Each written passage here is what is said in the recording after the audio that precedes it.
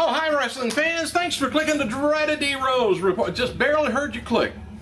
Hey, noted before that Beth Phoenix, she's gonna be attending this weekend's New York Comic Con, but not advertised though. She's gonna be attending as a fan with her boyfriend Edge. That's so cute. He's also going to be appearing, but not at the New York Comic Con on their website, I guess. But here's the wrestlers' lineups. If you're around the New York area, Dolph Ziggler on Saturday, Booker T on Saturday, Vader on Thursday and Saturday, Angelina Love on Friday, Saturday, Sunday, Velvet Sky Friday, Saturday, Sunday, Bella Twins Friday, Saturday, Sunday, which I should be there hopefully all day on Friday, Saturday, and Sunday. See all that. Brutus and Barber Beefcake Thursday, Friday, Saturday, Sunday, because he don't have anything to do. Greg the Hammer Valentine Thursday, Friday, Saturday, Sundays. Tito Santana Friday, Saturday, Sunday. Robbie E Friday. Kevin Nash, Kelly also going to be appearing. Don't know what days. All right. The latest word on John Cena's injury, by the way, he's slowly recovering from his elbow surgery, and it remains to be seen whether he's going to be ready for Hell in a Cell, and it may end up being a down to the wire decision. Nothing but showtime. That's with hell, they do that all the time in football.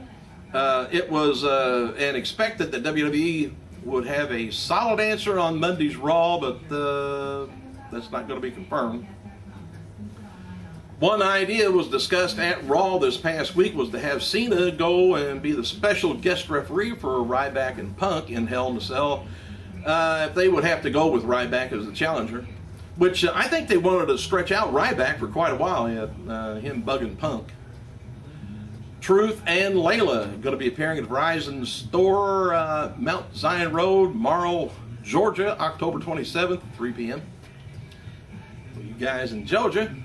And for WWE Women's Champion Michelle McCool did a Q&A with fans on Twitter and noted that her dream match would be a no DQ match with Molly Holly. And a new stable with Slater, Mahal, and McIntyre's now being called the Band. And there's been a lot of head scratching backstage at the group being put on all together on WWE TV. Not sure. They're not that intimidating, I think, is what the problem is. When the decision was made to split Truth and Kingston up for a singles run, there was an idea brought up that R-Truth turned heel, which he was at one time. That idea was kind of nixed mainly because Vince McMahon is a big fan of Truth and Little Jimmy. You might know. Hey, as a reminder, Zack Ryder is going to be appearing at Long Island Auto Show, Nassau Veterans Memorial Coliseum in Uniondale, New York, today from 7 to 9. Well, tonight. And WWE is going to be running 3 super shows this weekend. Jonesboro, Arkansas tonight, Jackson, Tennessee Saturday, Knoxville, Tennessee on Sunday. Punk and the usual suspects are going to be there. But noted though, Punk versus Ryback is scheduled for this weekend. Might get a little preview. Not a Hell in a Cell, but a match anyway. See if Punk can carry Ryback. I know Ryback can carry Punk. You've seen that. Hey, WWE closed their Twitter poll asking fans to vote on CM Punk's Hell in a Cell opponent. Ryback won over John Cena with a whopping close to 70% of the vote, because they want to see Punk get his ass kicked.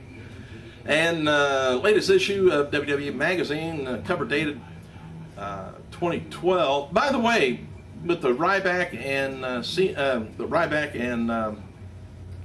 Punk, I can't picture Ryback losing, but I can't picture Punk losing either. Just to let you know, that's my opinion. It's going to be a DQ. John Cena is going to probably get involved if he's going to be refereeing. It's going to be all just a DQ match.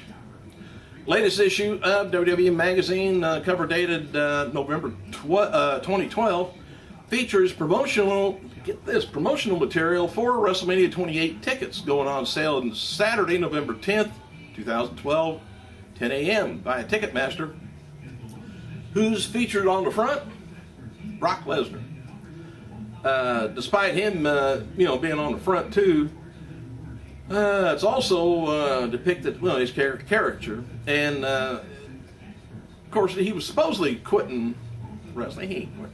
Anyway, also featured in the advertisement, Dwayne "The Rock" Johnson and John Cena. Lesnar is featured in the center of the ad, with Johnson featured on the left and Cena on the right. No other superstars are acknowledged in the ad so far. The ad, by the way, is online if you want to check it out. The official WWE website compiled a photo gallery highlighting the tallest wrestlers in the history of the sport. Those features, of course, is Giant Gonzalez, but I think he was just the tallest. Khali, not that much behind. The Giant Silva, Big Show, Andre the Giant. Between Andre and Big Show, I don't know if they're going down by height or not, but I think Andre was bigger and taller than Big Show. But they got Kevin Nash, Kurgan, Giant Bubba, Undertaker, Kane, Big Daddy V, Sid Vicious, John Studd, One Man Gang, and Nathan Jones, if you remember him, from Down Under. Happy birthday to former WWE wrestler Rodney Mack, 42 years old, and Hall of Famer Dusty Rhodes, 67 yesterday.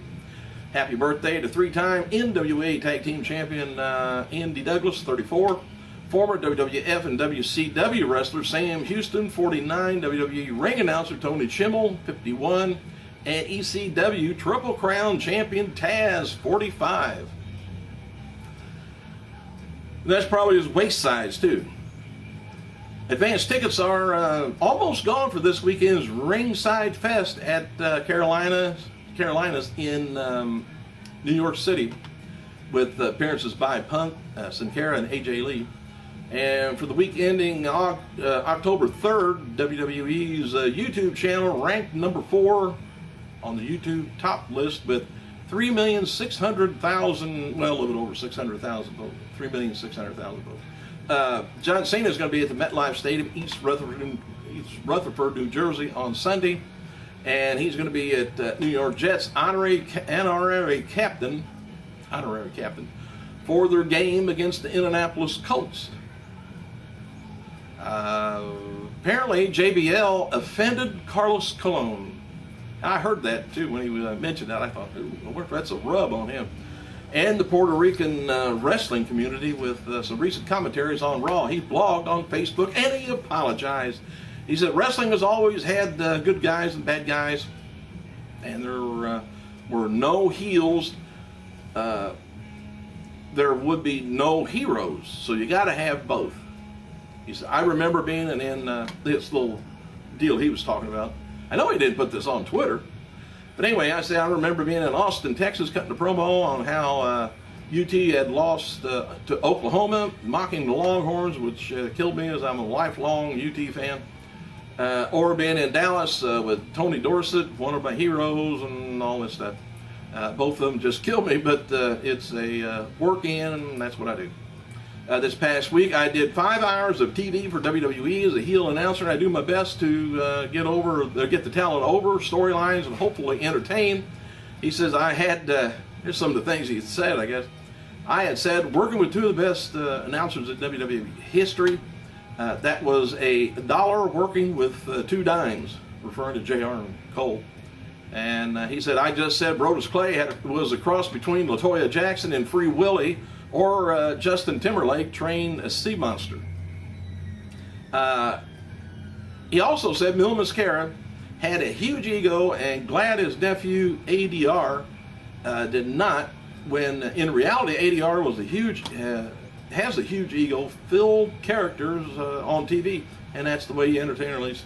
Anyway, he kept wandering on like that, and finally he has said it offended Carlos, said never intended to, it was just some malice from me. All right, let me go through. He had a bunch of other crap on here. Anyway, during Monday's Impact Wrestling broadcast, it was announced that Zema Ion will be defending the TNA X Division title against Rob Van Dam on Sunday, Bound for Glory. And it was announced also Joey Ryan defeated Al Snow at a pay-per-view event. If he does, he will receive a TNA wrestling contract. So we're going to see Al Snow in action after all this time. So here's the lineup for Bound for Glory. Are you going to get it? It's going to be TNA World Champion match. Austin Aries versus Jeff Hardy.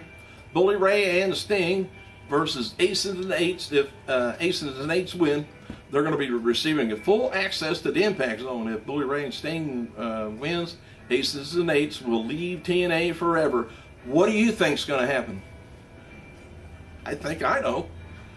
TNA Tag Team Championship is going to be Christopher Daniel, Kazarian taking on Styles and Angle. And also the third tag team in there is going to be Guerrero and Hernandez. I'll tell you what I think is going to happen. Anyway, street fight's going to be James Storm, Bobby Roode, King Mo, Special Enforcer. TNA Television Championship is going to be Samoa Joe taking on Magnus. Women's Knockout Champion is going to be Tessmacher versus Tara. And championship match between Zema Ion, Rob Van Dam, and Al Snow versus Joey Ryan. Ryan receives TNA contract if he wins. All right, I'm going to say it. This is Friday about 2 in the afternoon. I'm going to throw this to the wall and say World Heavyweight title is going to be Jeff Hardy. Bully Ray versus Sting, Aces and Eights. Aces and Eights is going to win unless there's a DQ.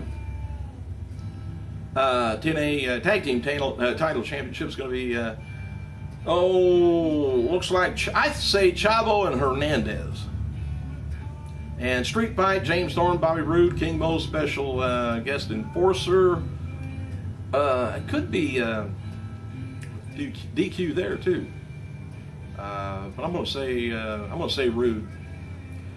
Television Championship, Magnus, Samoa Joe. Samoa Joe, he hadn't won anything in a while, but Tara versus Tessmacher. I think they're going to put the belt back. Well, no, Tara. X Division champion. They ought to put it on Rob Van Dam, but I think Zema. And Al Snow versus Joey Ryan. Joey Ryan's going to get his contract and win. Hey, let's see if I'm wrong, huh? Put it on there comments. See if you can guess it better than I can. Thanks for clicking, you guys. I gotta go.